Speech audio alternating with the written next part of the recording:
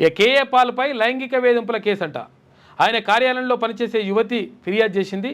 Paul తనని వేధిస్తున్నారంటూ she టీమ్స్ను ఆశ్రయించిన బాధితురాలు. ఈయన పాపం ఇదేందో కథ. మళ్ళా ప్రజాశాంతి పార్టీ అధ్యక్షుడు కేఏ పాల్పై లైంగిక వేధింపుల కేసు నమోదైంది. పాల్ తనను లైంగిక వేధింపులకు గురి చేశారంటూ ఆయన కార్యాలయంలో పనిచేసే ఓ యువతి పాల్పై పోలీసులకు ఫిర్యాదు చేసింది. వివరాలు ఇలా ఉన్నాయంట.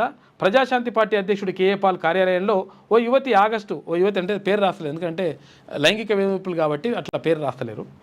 ఆగస్టు 28న అమెరికన్ కోఆర్డినేటర్గా ఉద్యోగంలో చేరిందట. 11 పేజీలు ఉన్నట్టుంది వార్త.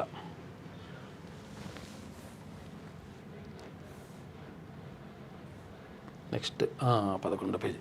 ఇగో చేరింది. తాను నైట్ షిఫ్ట్లో ఉండగా కేఏ పాల్ తనను తాకుతూ అసభ్యంగా ప్రవర్తించారని, వాట్సాప్లో అసభ్యకరమైన మెసేజ్లు పంపి వేధించారంటూ ఆమె షీ టీమ్స్ను ఆశ్రయించింది.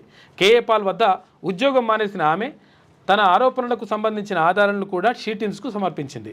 ఇక షీ టీమ్స్ అధికారుల సూచనల మేరకు ఆ యువతి శనివారం రాత్రి పంజగుట్ట పోలీస్ స్టేషన్లో కేఏ పాల్పై ఫిర్యాదు చేసింది. తన వద్ద ఉన్న ఆధారాలను పోలీసులకు అందజేసింది. ఆ ఫిర్యాదు మేరకు కేఏ పాల్పై పోలీసులు కేసు నమోదు చేశారు.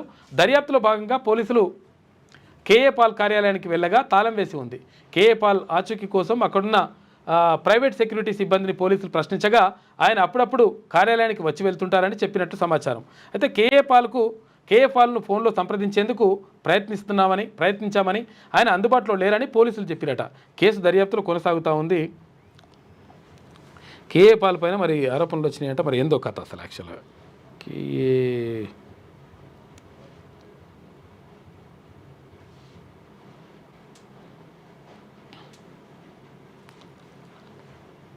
వచ్చినాయంట.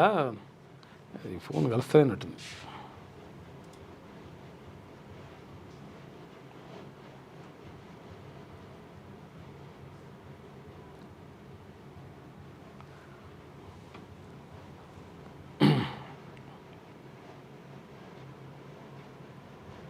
కేఏ పాల్కు సంబంధించినటువంటి కథ ఇట్లున్నది. మీ వ్యాపారం అభివృద్ధి కావాలని కోరుకుంటున్నారా? అయితే వెంటనే క్యూనస్ని సంప్రదించండి. Schools, colleges, banks, shops, office promotions, land promotions, political promotions, restaurant promotions, hospital promotions, పుట్టినరోజు వేడుకలు, శుభకార్యాలు, వ్యాపారాలు ఏవైనా, సందర్భం ఏదైనా ఇప్పుడే క్యూనస్ ద్వారా తెలియజేయండి. మీ వ్యాపారాన్ని అభివృద్ధి చేసుకోండి.